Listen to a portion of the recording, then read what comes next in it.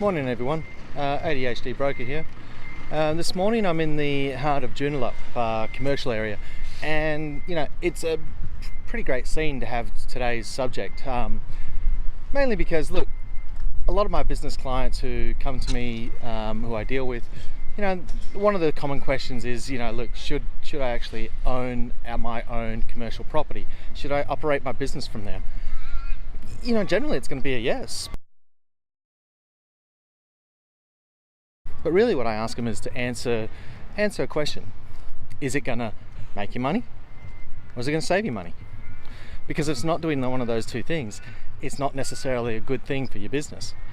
As business owners, some of the things that we do day to day, every time we think about purchasing something, the main consideration is, am I going to make money off of this, or is it going to save me money? Because if it's not doing one of those two things, it really shouldn't be part of your business purchase. Because we're not in business to be charities.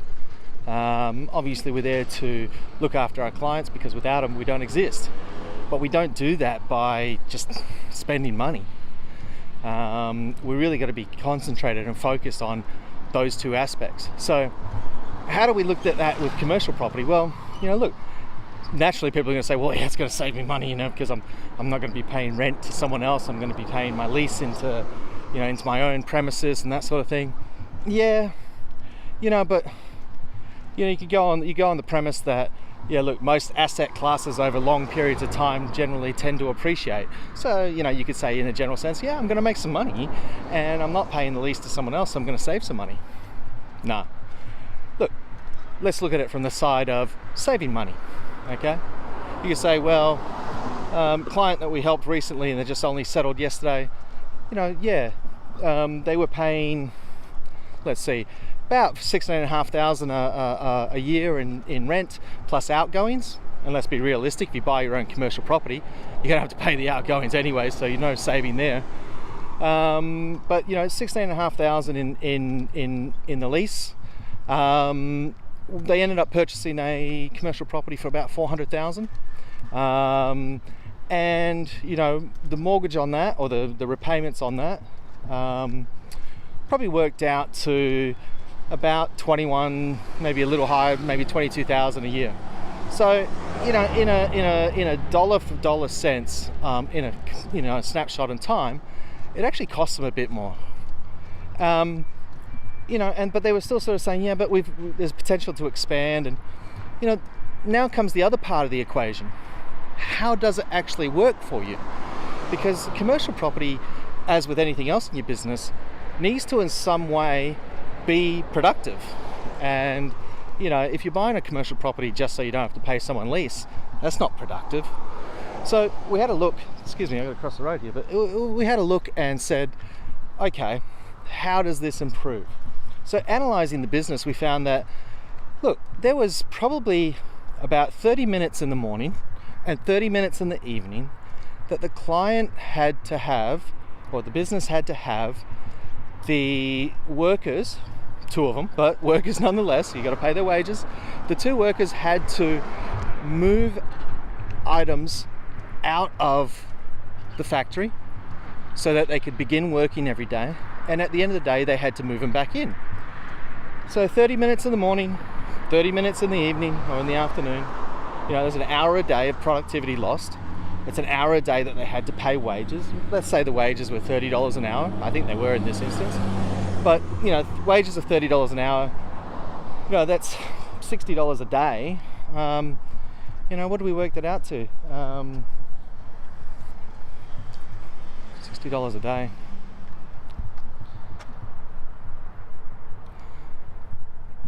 So that worked out to about $14,400 a year in wages or lost productivity for 30 minutes in the morning and 30 minutes in the afternoon.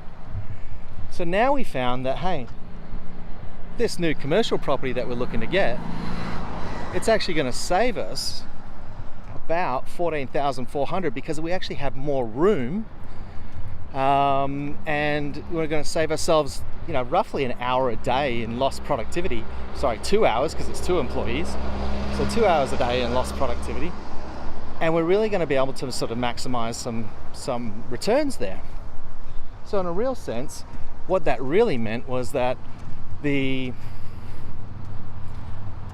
business was saving somewhere around $6,000 to $7,000 a year because they had a premises that worked better for their business in terms of, the way that they could operate. Now, so actually, if anything, yes, it saved them money.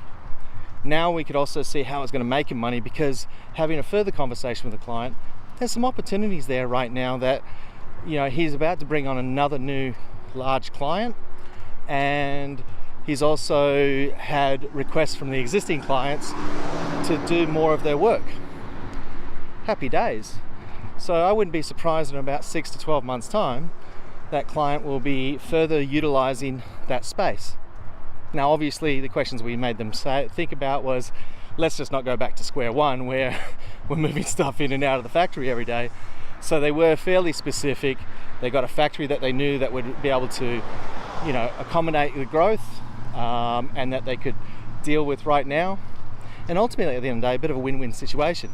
Now, had the client come to me, we not asked those questions about how it would actually benefit them, they either would have ended up having, someone saying, oh yes, just go get a factory unit, not actually knowing why, or potentially could have a factory unit that either is costing them money, or they got to get rid of it in a year's time because it's the wrong size, or it doesn't do what it needs to do, and now they just wasted money on stamp duty and commission and all sorts of stuff. So ultimately, at the end of the day, any sort of purchase within a business, especially commercial property, needs to be treated like any other expense on the business profit and loss.